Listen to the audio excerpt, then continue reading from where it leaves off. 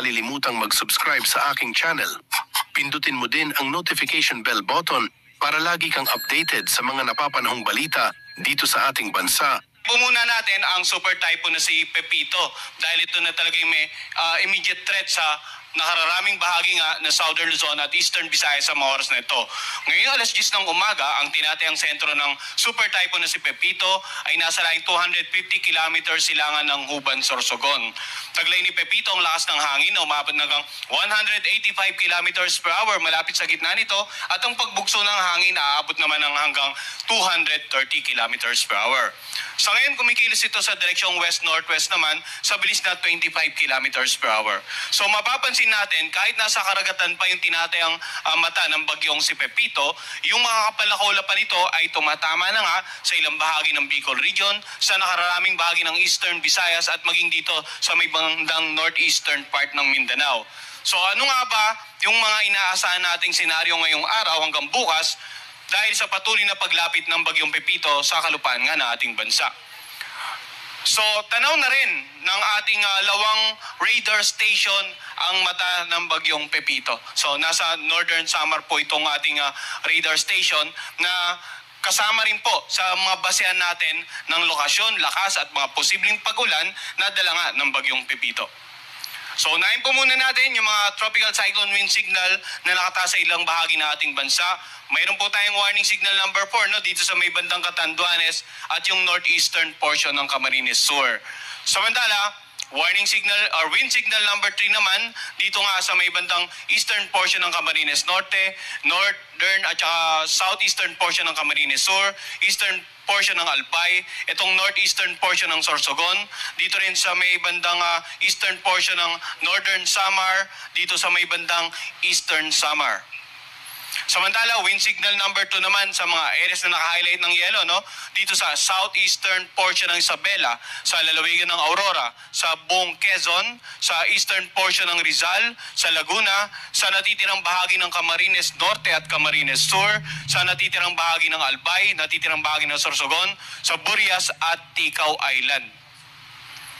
Ganon din dito sa may bandang central portion ng Eastern Samar, northern portion ng Samar, at sa rest ng Northern Samar. Samantala, warning signal number 1 naman sa mga lugar na naka-highlight ng light blue. Dito nga sa mainland Cagayan, sa natitirang bahagi ng Isabela, sa Quirino, Nueva Vizcaya, Apayao, Kalinga, Abra, Mountain Province, Ifugao, Benguet, ganon din sa Ilocos Norte at Ilocos Sur, La Union, Pangasinan, Nueva Ecija. Wind signal number 1 din dito sa may bandang Bulacan, Tarlac, Pampanga, Zambales, Bataan, Metro Manila, sa natitirang bahagi ng Rizal, sa may bandang Cavite, Batangas, Marinduque, northern portion ng Oriental Mindoro, sa Romblon, sa natitirang bahagi ng Masbate. Wind signal number 1 din dito sa natitirang bahagi ng Eastern Samar, dito nga sa may bandang Biliran, northern at saka central portion ng Leyte, dito rin sa northeastern portion ng Southern Leyte, northernmost portion ng Cebu kasama ang Bantayan Island, northernmost portion ng Iloilo at northernmost portion ng Dinagat Island. So para po sa kumpletong detalye ng mga munisipalidad na nakapaloob, example dito sa northern at central portions ng Leyte, ang ating pong tropical cyclone bulletin ay available sa ating official website bagong.pagasa.dost.gov.ph. Mangyaring pumunta dun sa tropical cyclone segment, i-click nyo po yung tropical or yung Pepito na link. And then may makikita po kayo sa upper right corner, PDF file ng latest tropical cyclone bulletin natin. Yun po yung pinapalabas natin at dinidistribute natin sa ating mga partner agencies, sa general public at kompleto po ang listahan ng mga munisipalidad na nakapaloob nga dito sa mga lugar na may warning signal. So ngayon, maaaring magtatanong naman ng mga kababayan natin, warning signal number 1 sa Metro Manila, pero basically, okay pa po ang lagay ng panahon. Malamang dito rin sa mga ilang bahagi, sa kaldurang bahagi ng Luzon. So, muling paalala natin yung lead time or yung palugit bago natin actual na maramdaman yung tinatayang lakas ng bagyo. For example, sa wind signal number 1, up to 61 kilometers per hour, maaaring maramdaman ang lakas ng hangin sa mga lugar na naka-highlight ng light blue in 36 hours or less. So, kaya po, dito sa mga lugar na naka-highlight ng blue ay may ample time for preparation pa rin po. Subalit, doon sa lugar na may warning signals number, higher warning or wind signal, mas maliit na po ang lead time. Kaya ilang araw na po tayo nagbibigay ng babala, ilang araw na rin po tayo nakipag-ugnayan sa iba't ibang sangay ng pamahalaan na partner natin sa disaster preparedness and mitigation measure. By this time, hopefully, ay enough na po yung stock ng supply natin at ng mga partner agencies natin at as much as possible, manatili na po sa loob ng kanilang bahay sa kasagsagan ng bagyo, iwasan ng pumalaot, lumabas ng bahay, patuloy na mag-monitor sa updates ng pag-asa at patuloy na makipag-ugnayan sa kanilang local government officials at saka local disaster risk reduction managing officers para sa patuloy na mga gawaing pangkaligtasan. Samantala, himay naman natin ano yung inaasahang pagkilos ng bagyong si Pepito in the next 3 to 5 days. Generally, kung titingnan natin, ang magiging pagkilos ng bagyo ay west-northwestward. At mapapansin natin, bukas ng gabi, or ngayong gabi hanggang possibly bukas ng madaling araw, posibleng maglandfall ito dito sa may bandang Catanduanes area. Pero balikan natin yung tinatawag nating area probability, itong parang APA na nakapaloob itong center track, no? Kung titingnan natin itong area of probability, we're not ruling out the possibility ng landfall scenario dito sa may bandang eastern coast ng Camarines Sur or Albay sa parehong oras. Ibig sabihin, posibleng dito talaga sa Catanduanes, posibleng dito sa Albay or Sorsogon area, or along the eastern coast of Quezon or Aurora, bukas ng hapon. So either way, nagbigay na po tayo ng abiso yung mga lugar, hindi lamang yung posibleng tamaan ng sentro, no? Kundi lahat ng binanggit natin kanina na may warning signal or wind signal, dapat handa po. Mapapansin natin na after tumama sa may bandang Catanduanes, kikilos ito patungo ng Central Luzon at posible bukas ng gabi, no? Or mamayang gabi ay dahan-dahan na itong lalagpas ng kalupaan or bukas ng gabi, dahan-dahan na lalagpas ng kalupaan ng ating bansa, yung sentro nito. Pero bagamat tinatayang lalagpas na yung sentro, dahil napakalawak po ng radius nito, at this point sigurado may mga epekto pa rin po ito sa nakararaming bahagi ng Luzon. And then yun nga, inaasahan natin posibleng tuloy na itong lumabas ng ating area of responsibility sa darating na Lunes. So ano naman yung inaasahan natin pag-ulan, no? Nasimulan natin sa severe winds, sa lakas ng hangin, sa pagkilos in the next 3 to 5 days. Ngayon naman, ano yung epekto in terms of mga pag-ulan sa ilang bahagi ng ating bansa? So makikita po natin, no, itong naka-highlight ng pula, ito yung inaasahan natin na intense to torrential rains, more than 200 millimeters, no?